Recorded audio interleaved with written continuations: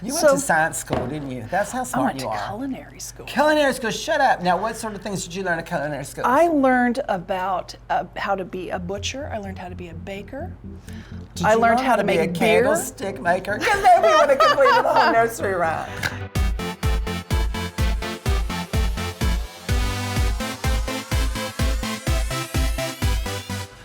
I'm Juli Hale. I'm from the test kitchen here at Dotdash Meredith, and we're going to have some cocktail hour recipes for you today. And I'm Dixie, and I'm standing next to her. Tell us what we're going to make. I'm excited. We are going to make some jalapeno popper cups. We're going to use these little phyllo cups. And so it's just like 2 bites. You'll look like a perfect lady while you have all the flavors of a jalapeno popper. Or if you're a larger lady, you just put the whole 1 bite in. Like my jaw can unhinge all the way back, you know, so I can put that in. I'm like, it's done. Make more. Get ready. So gotta start with some cream cheese. Everything starts with cream cheese. Everything starts with cream cheese. Sunday. There's like this thing I do at the PTA, not at the PTA, but at the same time, because they scheduled it during a happy hour or whatever. And so like I'll be doing that, and that starts with cream cheese. You know. So just give a little stir. It's already been softened a little bit. I'm a novice chef, so I'm going to ask you a lot of questions for the novice people in the audience today. How long do you soften cream cheese? Like 30 minutes will do it. People will try and stick it in the microwave and soften it, but usually that just kind of melts it. But if you want it to go a little faster, if you cut it up into cubes, that'll help. So you cut it up into cubes, put it right on the front door of the trailer, right outside. The sun heats it up. Don't worry about the kids. Watch for the dogs. They don't really care for cream cheese unless it's wrapped in bacon, and the bacon is something in the next step. So you don't have to worry about that yet. That's right. So here we've got the cheddar cheese stirred in, so that's pretty much good to go. So you can just have some cheddar cheese that's already shredded, or else you can grate it. That is just like a whole bunch of fun. Look at that. There's your jalapenos chopped up. Now, this is the important thing, and people should know this. When you chop up a jalapeno, what is the most important thing that you need to do to make sure it's okay? Put on some gloves, because if you touch your eyes, if you touch other tender bits, ouch. Yeah, when your tender bits are touched, after you've had a little bit of, now she's going crazy, she's put another step in, we're not even back there, we're still tender bits being touched. When your tender bits are touched with jalapeno seeds on them, you're in a world of hurt. So what you gotta do is you gotta de-seed them. Is that what you call it? Yes, de-seed them? take the seeds out. You take the seeds out, and it's best to have like gloves. Now, like opera length gloves, something fancy, a baseball glove. Like what do you find to be the best glove to use in a situation like that? Like little latex gloves. If you have like the ones that you do the dishes with, that's fine too. Right, or if you have the ones by the bedside table, because that guy comes in and he's like, I got a latex allergy, so you got the other kind? That's perfect. Right. Use that those. Works fine. Have your daughter go in and get it. it. I mean, if you don't have gloves, just make sure you wash your hands really well when you're done touching them, because otherwise, you should do that anyway, on account of the fact that you're touching food and you might not be the only person eating it, and we know where your hands have been, so wash your dang hands. What's wrong with you? Well, and also about the jalapenos, if you have like a jar of pickled jalapenos, that'll work too. You can chop up some of that those. jar of pickled jalapenos. Now, what's the difference between a regular jalapeno and a pickled jalapeno? Well, the pickled ones have gone into some vinegar and some spices, and so those are already actually partly cooked. They're a little bit more tender, and usually they're in little rings in the jar, like if you've ever had, nachos with little rings. Nachos. Now wait, you put something in it that was red and fluffy. So that was some hot sauce. Hot sauce, like Tabasco kind of sauce? You can use Tabasco if you really like a lot of heat. I use some Frank's Red Hot because that's got some heat, but it's not going to blow your head off. Like, because the jalapenos are already pretty hot. Right, and you might have a friend or neighbor that comes in, they're like, I don't like a lot of heat, and you're like, oh no, you might die today. Don't have any of the food. You know how that is. It's always hard in the middle of a party when somebody goes into cardiac arrest by eating a post pastry. Well, and you can pick the kind of hot sauce you like. So you're going to put that all together, you're going to blend it all together. You're going to mush it down. We've got some cooked bacon here. Now, if you've had the jalapeno poppers with a bacon roll wrapped around the outside, isn't that the best part? It is the best part. The bacon is the best part of everything. It's the best part of the food, the best part of a cocktail. It might be a hot sauce, and it might be things that make my eyes burn, but the bacon is going to make me like you again. That's right. So helpful, because otherwise you're going to have to cart somebody off. You're going to be like, I didn't like her, she didn't put bacon on anything. No, well, that looks like we're pretty well combined. What do you think? Does that look like we got it? That looks amazing. So now that is basically the filling, That's our filling. that you've made? Yes. Oh, this is so great. And here's a little scoop. Do you want to try filling? All right, so I'm going to scoop a little in here. Now, I studied and practiced this for minutes, okay? Then tell us about the phyllo pastry puff. Yes, so these are little phyllo cups, and those are usually in the freezer section. And these are actually, you can eat them just like this, but you can bake them a little bit further. So you fill it, and we're going to bake them. Oh my Lord! So I just do this. And it just get, I mean, come on. I would maybe hit it with the back of it and shove it in there a little bit. Like if it was a child that was Yes. unruly, you just kind of There you smack go. it with that. Junior. Put it in there. Get out of Mama's panty drawer. That's not where the cash is. You know, Perfect. like that. Yes. Okay. See, you are so smart. Now, if you don't have a little scoop like this, of course, you could just, grab a couple of spoons and scoop it up. You can always use a scoop like this if you want to make some candies or make itty bitty cookies. I mean, sometimes I make itty bitty cookies and candies, and I use a scoop like this. It's nothing to do with that. I use this for the other room by the trampoline. So look at this. You are just on fire. So it's just going to go into the oven like this. And now you're going to put it in the oven for how long? And how long are you going to bake it? 15 minutes at 350, and that's just about enough time to heat through the cheese and make it nice and bubbly. I find most things at 350 for 15 minutes works. You'd be surprised at what you can stick in for 350 in 15 minutes and have it come out good. You know. Pretty much until it's golden brown and bubbly. Most of my life is golden brown and bubbly. That's because I live in the South. So now what Look at that. happens to these? Are these for the people that are Well, maybe gluten-free? That's right. It's So they can't or don't like dairy? I'm on a diet. Right. Then you just have a baked phyllo dough. That's right. Or what you can do is be like, There you go. there you go. There, This is it's it. that's Just the vegan choice. This is right here. You just fit the whole thing in, and then you go. This is called a cooking kit. Wait, there's already some in there. Amazing. It's warm. Look at that. You might want a hot pad. This shows you how little I cook because I just put that in there and there was no hot pad on it. All right, look, come on now. Beautiful. Shut up. When I turn around Look and at I that. see these right here, it makes me want to take my gum out of my mouth so I can put this in my mouth because some flavors don't jive. Big Red doesn't go with everything. Trust me. So should we do some garnish? We should do some garnishing. Okay. So how do we do this? So we're going to we put want them a all little out. piece of bacon on each of those. All right, so we're going to ration it. It's like we're in wartime era. Okay, can put one little ration of bacon on each one. And so if somebody's like, I need more bacon, you say, well, then you should get a job, okay? It's not my job to provide everything for you. You know how kids are. This is good. Now, make sure that the pan isn't 100% hot when you're putting your hands on it because you can burn yourself. You ever do that? Put your hand in the outlet at the same time you catch your other hand on fire. It's a hassle. Am I doing it good? That looks beautiful. You know, You can see a piece of bacon. I say, oh, I want that. It has bacon.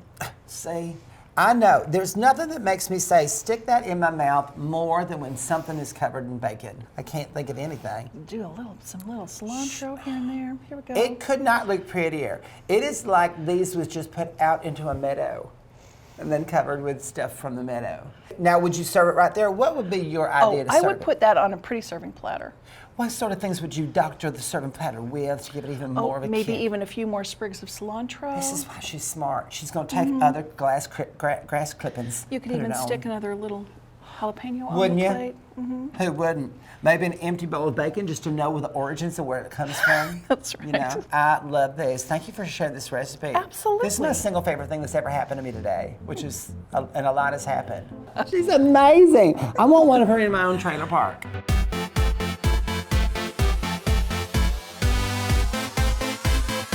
Hey, you want to try one? Well, all right. These look good enough. Now I'm going to take my gum out. Oh, there you go. These are if you have something that looks good enough to put in my mouth that it makes me take my gum out, you know I'm excited about it. Here we go. Cheers. You can Yes. toast each other. Nothing on my blouse. That is so stinking good. Okay, I never So want to easy. not have these. Just hot enough. It is just like the smallest little bit of spice. Not too much, not enough that you're gonna be like, ow, fire on fire. You ever That's had one not of them all at the over trailer you. park and it rips through the trailer park and then everybody is like trying to save their cat. And you're like, that's not even my cat. Get out of my bedroom, Reverend. It's all good. These will be so good with our color changing margaritas. What? We have margaritas that change colors? Yes, That's- magic. What kind of sorcery is that? Oh, you're going to find out. I can't even wait. Let's get to it. So, Dixie, you're ready for cocktail time. I mean, I was born ready for cocktail time. You know, when you get up in the morning, you're like, what time is that cocktail time? That's right. You know, you get up at 2 in the afternoon a.m. And then you're like, yay, it's time to put stuff in my mouth. Well, what are we going to make? We are going to make a color changing margarita. This is wizardry and sorcery that I didn't even see in the match of. So get ready for this. All right, kids? So here we have a mixture of some colored sugar and some kosher salt. You could do just kosher salt, or if you want to color the salt, you could just take some kosher salt and put it in a baggie with some drops of food coloring, and there you go. Show us how we do this. So just run this around the rim like that, and dip it in there. See how simple that is? And you notice, I don't know if you can see, in the air right now there's glitter, just because we have a little bit of that in our mix. And edible glitter in the mix. So go ahead and get a nice little coating like that. Then you're going to dip it right in there. I bet you got it better than I did. I was a little skimpy. I don't know about you, but I've rimmed a glass once or twice. Yeah. Come on now. It's got salt and sugar. It's different colors, and then it's got a little bit of edible glitter right in there. So we need a scoop of ice in each of these. All right, and what are we going to put the scoop of ice in there for? Because there's no drink in there yet. So how do you? Yeah. So what we're going to do is we're going to put this wonderful purple tequila in there to hang out. You have to explain to us, because I know people at home who are sitting here perplexed going, why is that tequila purple? Yeah. Has it gone off? Yeah, you can't buy it this way. What you do is you get to infuse it with butterfly pea flowers. So look at this. These are dried little flowers like this. Use it to make tea. But when you put this in a liquid, it'll turn it this either blue or purple. So the tequila turns this pretty purple. And you see these, again, butterfly pea. Yeah. Now there's P-P-E-A, not like a butterfly fly by and you're like, it's got to go to the bathroom, put your drink that wouldn't be get very all much. Your tequila is all colored. No, it is a thing, and it's from Asia, right? That's where it originates from. And does it taste magical like a butterfly? It's got a little bit of a floral flavor to it. You'll taste it a little bit, but it's not going to take over. It's still going to, you're still going to taste like a margarita. The most important thing, because you don't want anything taken over your tequila, because that'll be bad. You know, when you're like you try to discover which one is which. Hey, is this tequila? Is this gin? They're the same color, but they have different reactions. So you're like, which is the one that tastes like I'm face down in the woods under a tree? Yeah. Gin.